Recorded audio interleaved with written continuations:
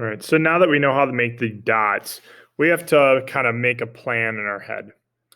And you could, using a pencil, go around and really lightly label what you're going to do, what color. Okay. Or you can start from the center and kind of work your way out. If I do yellow in the letters, solid yellow in the letters, I don't want to do solid yellow in the inside of the background. Okay, so you got to change up your kind of make a pattern, or you don't want to do two of the same colors next to one another. So just something to think about. So before I even start, I'm looking at my sheet saying, all right, where am I going to do a solid red? Maybe it's here. Where am I going to do a solid yellow? Maybe it's in the letters. Where am I going to do dots? So I'm going to do dots up at the top of the can, and then I'm going to do solid blue around the can, and so on. Okay, so you got to have a plan. Please make sure you got a plan. We are using markers, okay, washable markers. And what's really important to know about washable markers is that they smear when they touch something wet. So when I start working, I either want to constantly turn my paper so that this part of my hand is never in where I've already colored, or I want to find a piece of paper that I can put over when I'm coloring so that this part of my hand stays clean. Okay, you don't want to have smudges or smears. So having a plan is really important. Okay, now I am going to start by getting out my colors. So I have yellow, blue, red, and black. We know that our white is just leaving the paper white. So I got my colors.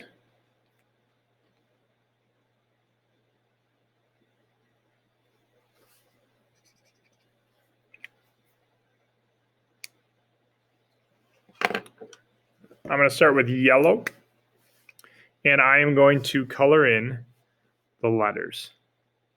Okay. Now, when you color, it is going to be important that you stay inside the lines, and I'm going to show you a couple tips, but you don't have to follow them.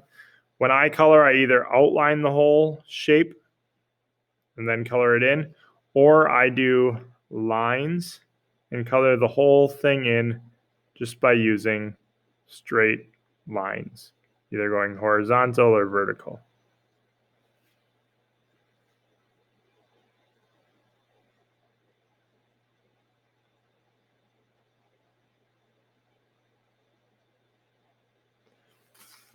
You do have to use the top 6 colors somewhere. So that means that you are going to be doing dots in 3 different areas.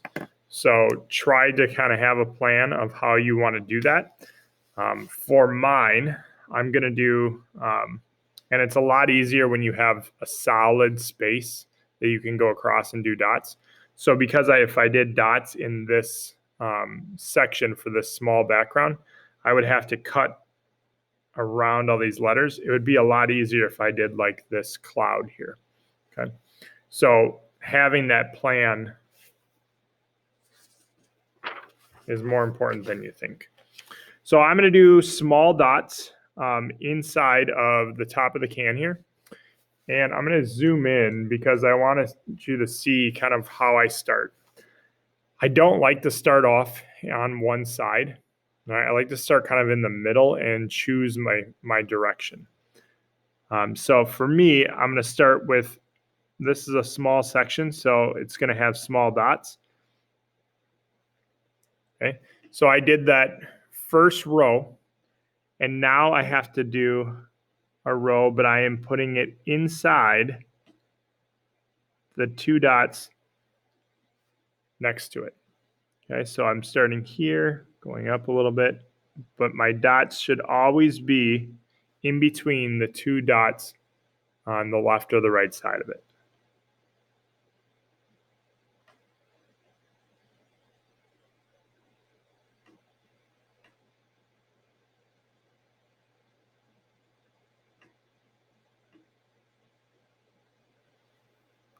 Okay. And then I can go this way, but if I can't see those dots, I can tell by looking at the camera, it's blocking, my marker's blocking the view from you guys, but it's also blocking it from me. So now I would turn this so that I can see those dots.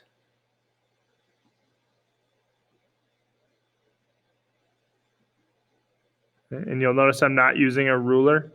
Again, it's optional. It does help, especially when you have to cut across an area. So if I was doing dots inside of the fizz area, I would definitely want a ruler because I'd have to kind of know where that straight line is. For this section, because the dots are so small, I'm not too concerned.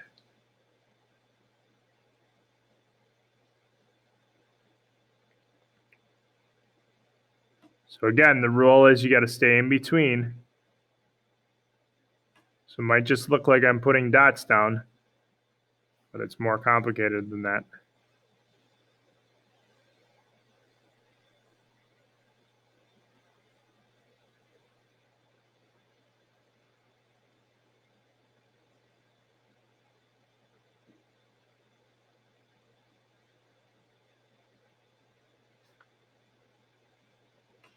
So even in here, I have a dot here and a dot here. So now I would go to the outside, almost making a plus sign to fill that in. And then I like to have areas that if I'm doing it dot blue, this section around it, maybe I would do solid.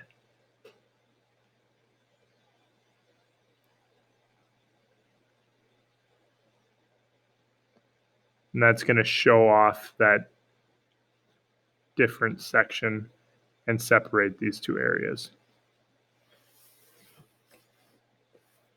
All right, and this is going to be a solid yellow.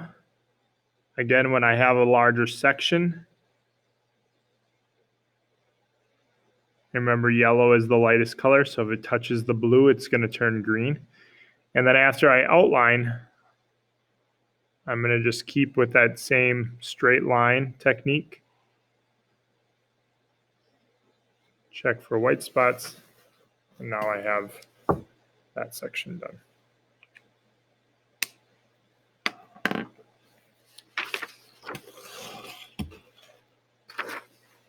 Okay. So when I would do a section like the soda can here, if I would do this dots and I have to cut across a section, the ruler is going to help. And I'm going to do a little bit different size dots than what I did at the top of the can.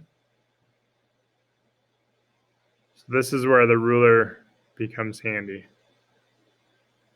So now I would cut across here.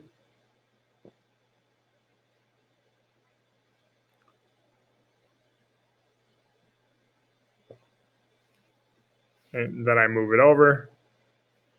Now I go in between.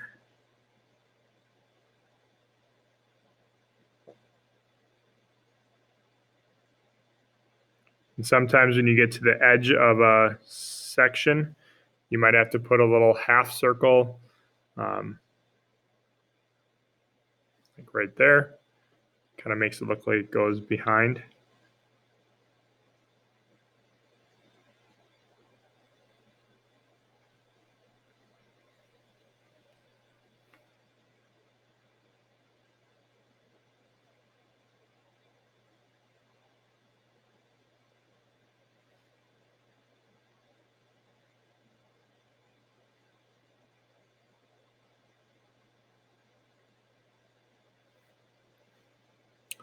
So I would keep going all the way across this way.